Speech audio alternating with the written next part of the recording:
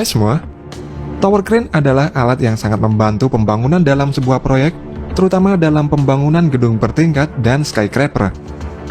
Fungsi utama dari tower crane ini adalah untuk memindahkan material dari satu titik ke titik lainnya, baik secara vertikal maupun horizontal. Nah, di dalam video ini, kita akan membahas proses singkat pemasangan tower crane dari awal sampai akhir. Proses awal sebelum pemasangan tower crane. Sebelum pemasangan tower crane, para engineer membuat dulu shop drawing tower crane untuk memproses perizinan dan juga sebagai pedoman dalam pelaksanaan di lapangan. Dalam drawing tower crane ada banyak hal yang harus ditentukan, seperti jenis crane, posisi crane, ukuran dan bentuk pondasi crane, hingga jumlah dan jenis besi yang diterapkan. Setelah drawing disetujui dan mendapatkan perizinan, maka proses pemasangan tower crane baru bisa dikerjakan. Pemasangan tower crane. Di dalam pemasangan tower crane terdiri dari beberapa langkah. Yang pertama yaitu pembuatan pondasi tower crane. Sebelum dilakukan pemasangan tower crane harus disiapkan pondasi dasar tower crane atau base section dengan ukuran yang sudah ditentukan sebelumnya. Untuk membuat pondasi tower crane ini dilakukan proses penggalian pada tanah pada tempat lokasi berdirinya pondasi. Setelah digali, kemudian ditempatkan besi tulangan sebagai penahan dari gaya tarik dan dipadukan dengan beton supaya pondasi lebih kuat. Kemudian dibuat concrete footing yang berfungsi sebagai tempat pijakan dari tiang tower crane.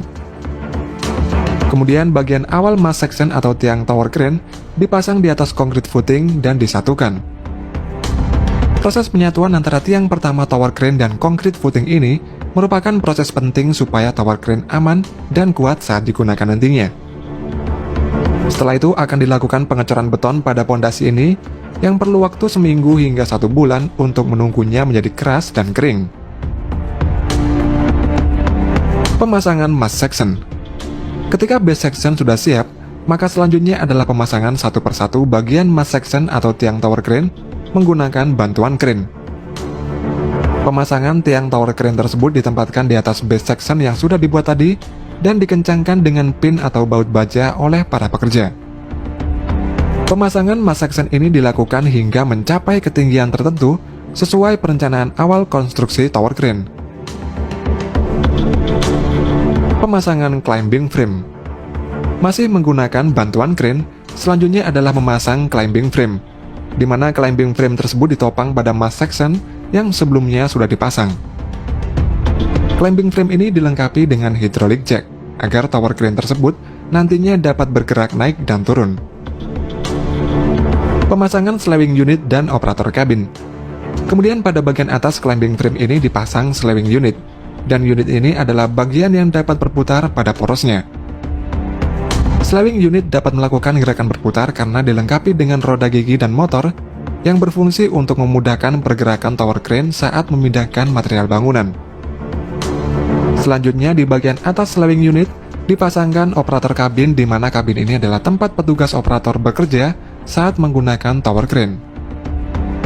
Agar dapat masuk ke dalam kabin, operator tersebut menggunakan tangga yang sudah terpasang pada bagian mass section atau tiang tower crane.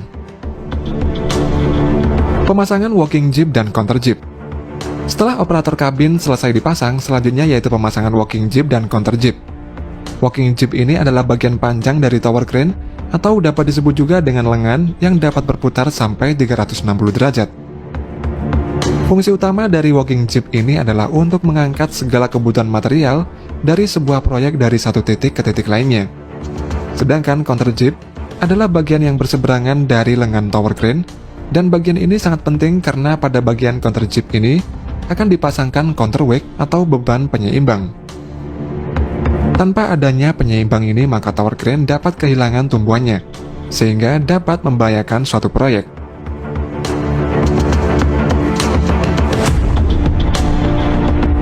Proses menaikkan ketinggian tower.